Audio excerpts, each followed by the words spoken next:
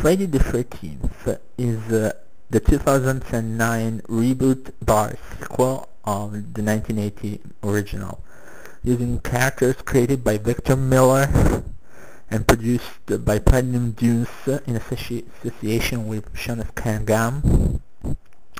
The movie stars Jared Padalecki from Supernatural, Travis Van Winkle, Danielle Panabaker, Amanda Rigetti, Aaron Yu, Arlene Escapida, and various others among whom Derek Mears. The story is about a group of people who are vacationing in a friend's house on the lake, and while a guy arrives to look for his missing sister, and all of these characters are, including the sister, are in danger of being killed by Jason, who will survive. Well, the movie was kind of exciting and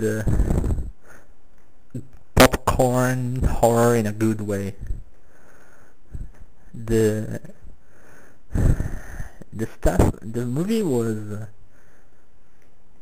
jolting. I have to admit I jumped various times on my seat, and I was sympathetic to a few characters. In fact, I liked, Mike, Amanda and Richie, Whitney, Nolan and Chelsea, Clay, Jana, though Jana was a bit meh, and Trey. I was probably the guy who gave the second best performance of the movie, other than Derek Mears, who really managed to make a good Jason, was Van Winkle, who played Trey, part charming and part jerk.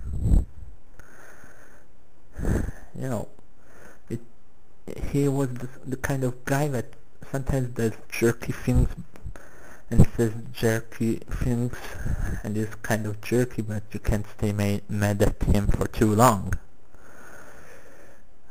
Then the third best was yes, it was Padalecki. I think it was pretty good. Some people say that he behaved a lot like Sam. Probably we can say a little because it's the character has the same kind of problem that Sam had at the beginning, searching for a missing relative. But I think Clay would be more friends with Dean than with Sam. He's kind of badass in the way he acts, and Dean will surely appreciate the motorcycle. The acting was good. Those guys really put in a good job for what was said to be a popcorn slasher. A lot of characters were sympathetic, but I have some problems with the movie. I liked it, but I have some problems. The first thing is that I don't like how much emphasis is based on pot. The characters of Lawrence and Chewie, Wade and Richie are very in with weed. In fact, the trip on Crystal Lake was made for the weed, with the original campers.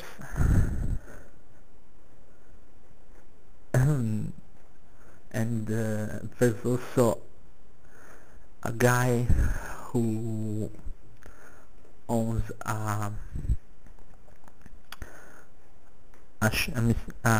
warehouse near Crystal Lake who gets killed by Jason, and in whose warehouse Jason finds his mask, which is a big stoner.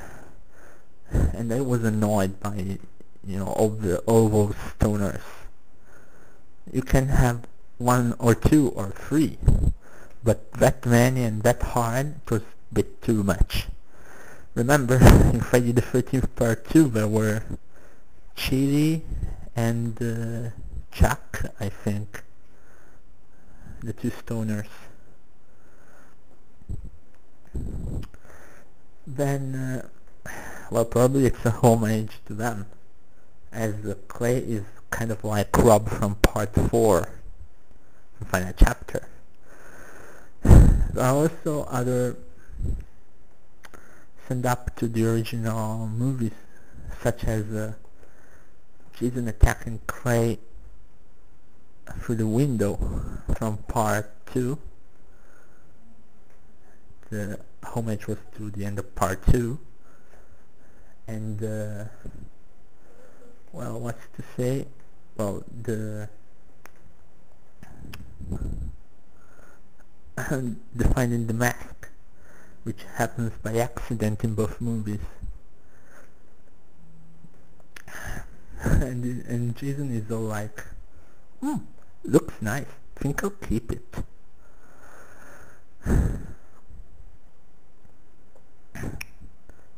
Probably also the death of Nolan is